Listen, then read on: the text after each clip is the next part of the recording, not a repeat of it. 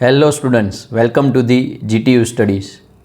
આ video diploma to degree admission જે લેવા જઈ રહ્યા છે 2026ની વાત કરીએ તો એ સ્ટુડન્ટ્સ માટે છે જેમને રાઉન્ડ 1નું જે રિઝલ્ટ આવ્યું હતું એમાં એમને જોઈતી બ્રાન્ચમાં એડમિશન મળ્યું હોય અથવા તો એવું ના પણ બને કે જોઈતી કોલેજમાં જોઈતી બ્રાન્ચમાં નથી મળ્યું, બીજે મળ્યું છે અથવા તો મળ્યું જ નથી, તો એમને શું કરવું. પ્લસ રિઝલ્ટની અંદર કોઈ હજી સુધી જે પણ હમણાં એક્ઝામો આપી એના રિઝલ્ટ હજી નથી આવ્યા અથવા આવેલા છે તો એમાં હજી બેકલોગ છે, તો એમને પણ શું કરવું એના માટે ખાસ છે. તો અલગ અલગ ઘણા બધા પ્રકારના સ્ટુડન્ટ્સ છે, એમની દરેકની અલગ અલગ ક્વેરી હતી, તો બધાનો એક જ કમ્પ્લીટ વિડીયો આપીને જ સમજાવી દઉં. એટલે તમે જે પણ કેટેગરીમાં આવો છો એ ખાસ એ કેટેગરી પ્રમાણે આ વિડીયો છે એ જુઓ અને ખાસ એમાં જે સમજાવું છું એ ધ્યાન આપો. સૌથી પહેલાં તો પરમ દિવસે ACPCવાળાએ એક ડિક્લેરેશન કર્યું અને એમાં જણાવ્યું કે 30 જુલાઈ સુધીમાં તમે તમારું એડમિશન મળવા પાત્ર છે એ તમારે સાબિત કરવાનું છે, એટલે કે ડોક્યુમેન્ટ વેરીફાઈ કરાવવાના છે. એટલે બીજું કાંઈ નહીં, તમે બધા જ સબ્જેક્ટમાં ડિપ્લોમામાં પાસ છો એ 30 જુલાઈ પહેલાં તમારે દર્શાવવાનું છે. હવે સવાલ એ આવે છે કે 30 જુલાઈ પહેલાં રિઝલ્ટ બધા આવી જશે? તો પહેલાં આપણે સ્ટાર્ટ કરીએ અલગ અલગ પ્રકારના સ્ટુડન્ટ્સ માટે. સૌથી પહેલાં સેમેસ્ટર 6 આજે જે એનું રેગ્યુલરનું રિઝલ્ટ આવ્યું એમાં ઘણા બધા સ્ટુડન્ટ્સ પાસ આવ્યા છે, પણ એને પાસ આવ્યા છે કે ફેલ આવ્યા છે, નીચે જે છે ટોટલ બેકલોગ એ જો 0 આવી ગયું છે આજના સેમેસ્ટર 6ના રિઝલ્ટમાં, તો એમને બીજા કોઈ રિઝલ્ટ હવે પેન્ડિંગ નથી રહેતા, એટલે એમનું ડિપ્લોમા ક્લિયર છે. એટલે એમનું એડમિશન છે એમને જ્યાં લેવું છે, જ્યાં મળ્યું છે ટૂંકમાં એ કન્ફર્મ કરાવશે તો એમની એ સીટ પાક્કી. હવે એમને ત્યાં નથી લેવું એડમિશન કે લેવું છે એની પાછળ આપણે વાત કરીએ.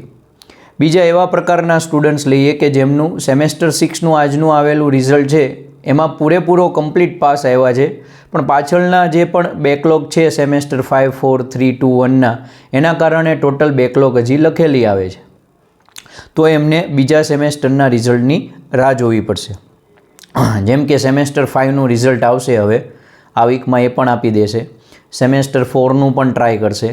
સેમેસ્ટર 3નું પણ કદાચ 30 જુલાઈ પહેલાં આવવાની પૂરેપૂરી શક્યતા છે.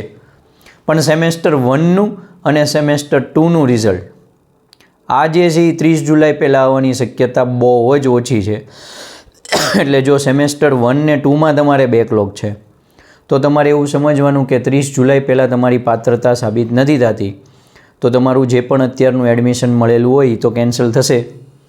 પણ પછી છેલ્લે એકાદ રાઉન્ડ હજી બહાર પડશે જ્યારે બધા રિઝલ્ટ આવી જશે. સેમ 6નું રીએસેસમેન્ટનું પણ ત્યાં સુધીમાં આવી જતું હોય છે અને એ રાઉન્ડમાં પછી જ્યાં સીટ જેટલી વધી છે એ કોલેજ માટે જ તમારે પછી એપ્લાય કરવાનું રહેશે. હવે વાત કરીએ કે સેમેસ્ટર 6માં ફેલ આવ્યા છે અને આગળના સેમમાંય ફેલ છે, એટલે એનો મિનિંગ કે એમને બેકલોગ ટોટલ લખેલી છે.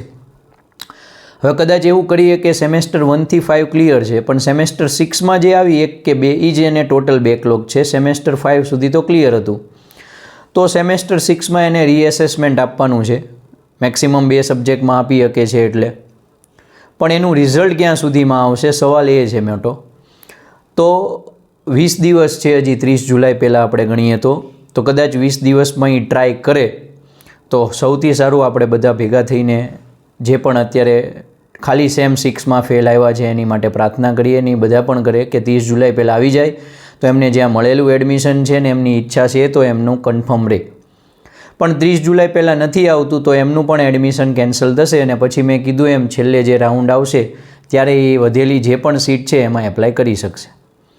20 દિવસ ઘણા જ છે, GTU એની રીતે ટ્રાય કરશે. કદાચ એ લોકો ન પહોંચી રહી તો દરેક સ્ટુડન્ટ્સ જે સેમ 6ના રીએસેસમેન્ટના રિઝલ્ટના જ કારણે અટકે એમ છે એને દરરોજ GTUની અંદર કોલ કરી એકવાર જણાવવું, પૂછવું કે ભાઈ અમારે આ રીતે પ્રોબ્લેમ છે, તમે વાત કરો, સેમ 6નું રીએસેસમેન્ટનું રિઝલ્ટ બને ત્યાં સુધી જલ્દી આપો, ખાસ કરીને 30 જુલાઈ પહેલાં આપી દે જેથી કરીને તમારું એડમિશન ના અટકે. હવે વાત છે સેમ 6માં ફેલ આવ્યા કે નથી આવ્યા, પણ સેમ 1 થી 5માં એને બેકલોગ છે, તો સેમ 5નું રિઝલ્ટ આવી જશે થોડાક દિવસમાં. પણ એનું રીએસેસમેન્ટનું જો એ ફેલ આવ્યા સેમ 5માં હજી તો એ પાક્કું 30 પહેલાં તો નહીં જ આવે, એટલે પછી એને છેલ્લા રાઉન્ડની રાહ. સેમ 4નું રિઝલ્ટ એ રિમિડિયલનું આપી દેશે, સેમ 3નું આપી દેશે. એટલે આ સબ્જેક્ટમાં આ સેમેસ્ટરમાં જેને પણ હજી બેકલોગ હતી, કેટી હતી, એની રિઝલ્ટની રાહ જોવાની છે. એ આવી જ જશે 30 પહેલાં. અને જો એ આવી જાય છે અને એમાં પાસ થઈ જાઓ છો તો તમારું એડમિશન કન્ફર્મ છે. ને એમાં જો હજી ફેલ આવ્યા તો એનું રીએસેસમેન્ટ આપો છો તો એનું રિઝલ્ટ મેં કીધું એમ પછી પાછું ઓગસ્ટમાં જશે, ત્યારે તમારે લાસ્ટ રાઉન્ડ સુધી ખેંચવું પડશે. તો આ રીતે આખી શક્યતાઓ છે. હવે ખાસ કે ભાઈ અમને અત્યારે ફેલ છીએ, પાસ થઈએ પછી વાત કરી, પણ રાઉન્ડ 1માં એડમિશન મળી ગયું છે. હવે વાત કરીએ એવા સ્ટુડન્ટ્સની કે જેમને જોઈતી જગ્યાએ, જોઈતી કોલેજમાં, જોઈતી બ્રાન્ચમાં મળ્યું છે, તો એમને તો વિચાર્યા વગર અત્યારે રાઉન્ડ 1નું રિઝલ્ટ એક્સેપ્ટ કરી લેવાનું છે. એક્સેપ્ટની પ્રોસેસ ના ખબર પડે તો તમે ક્વેરી પૂછી શકો છો, ડાઉટ કરી શકો છો, મેસેજ, ડાયરેક્ટ ફોન અથવા તો રૂબરૂ મળીને. જનરલી ગવર્મેન્ટ કોલેજ હશે તો 1500 રૂપિયા ભરીને કન્ફર્મ કરવાનું રહેશે અને પ્રાઇવેટ કોલેજ હશે તો 20,000 રૂપિયા ભરીને કન્ફર્મ કરવાનું રહેશે. આ ફી એસીપીસીને જશે, કોલેજને નહીં. એટલે ઘણાને ડાઉટ હોય છે કે અમે રાઉન્ડ 2માં કે આગળ ક્યાંક કોલેજ ચેન્જ થઈ અથવા તો રિઝલ્ટ ફેલ આવ્યું છે ને એડમિશન કેન્સલ થાય છે તો એ ફી અત્યારે ભરી દઈએ તો શું? તો એ તમને રિફંડ આપી દેશે. તમારો એકાઉન્ટ નંબર ને એકાઉન્ટ ડિટેલ્સ છે એણે રજિસ્ટ્રેશન માટે માગી જશે. એ એટલે જ માગી હતી કે આવી કોઈ શક્યતા ઊભી થાય છે તો ડાયરેક્ટ તમારા એકાઉન્ટમાં એ રૂપિયા જમા કરાવી દે, અથવા એવું નથી કરાવ્યું તો હજી અલગથી પ્રોસેસ કરશે. તમારો રૂપિયો ક્યાંય બગડવાનો નથી. એટલે રાઉન્ડ 1માં જેને એડમિશન જોઈતી કોલેજમાં, જોઈતી બ્રાન્ચમાં મળ્યું છે, એ રિઝલ્ટ પાસ છે તો 100%, અને ફેલ આવ્યું છે છતાં એને એક્સેપ્ટ કરી લેવાય. ત્યારે પછી જે પણ હવે જો રિઝલ્ટ આવે છે ત્યારે જોયું જશે. હવે વાત એ કરીએ કે જેને જોઈતી કોલેજમાં નથી મળ્યું પણ એણે એવી બ્રાન્ચ તો ચોઈસ ફિલ કરી જશે કે જેથી એને એમાં મળ્યું છે, તો એનો મિનિંગ એમની ઈચ્છા થોડી ઘણી છે, તો એ સીટ પણ ન જવા દેવાય. એટલે એણે એક્સેપ્ટ તો કરી જ લેવું જોઈએ.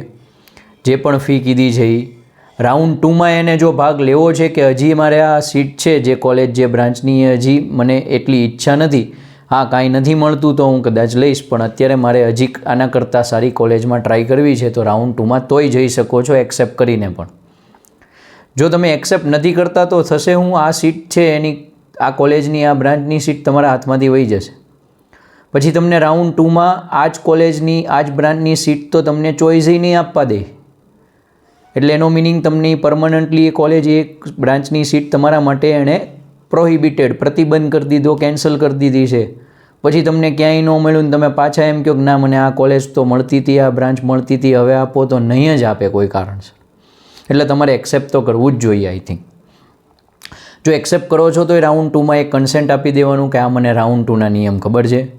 એના નિયમ એવા છે કે રાઉન્ડ 2માં જો તમે જે ચોઈસ નાખી છે એમાં કોઈ કોલેજમાં, બ્રાન્ચમાં એડમિશન મળી ગયું તો ઓટોમેટિકલી આપોઆપ રાઉન્ડ 1ની જે પણ સીટ હતી કેન્સલ થઈ અને રાઉન્ડ 2ની તમારે ફરજિયાત એક્સેપ્ટ કરવી પડશે. પછી એવું પાછું નહીં ઓપ્શન આપે કે રાઉન્ડ 2માં તમને અહીંયા અલગ પહેલાં મળી હતી એની કરતાં કંઈક બીજી જગ્યાએ મળે છે તો તમારે રાઉન્ડ 1ની રાખવી કે રાઉન્ડ 2ની નહીં. રાઉન્ડ 2ની પછી કમ્પલસરી લેવી જ પડશે, રાઉન્ડ 1ની ઓટોમેટિક કેન્સલ થઈ જશે. તો આપણે રાઉન્ડ 2માં એવી રીતે હવે ચોઈસ નાખવાની છે કે જે તમને રાઉન્ડ 1માં કોલેજ મળી છે એની કરતાં સારી હોય, તમારી દ્રષ્ટિએ એમાં તમારે જવું જ હોય અને મળી ગયું તો પરાણે નહીં, જવાની ફૂલ ઈચ્છા છે, લઈ જ લેશું એવી રીતે તમારે આપવાની. પછી એમાં ગમે હવે આડેધડ ચોઈસ નહીં આપવાની.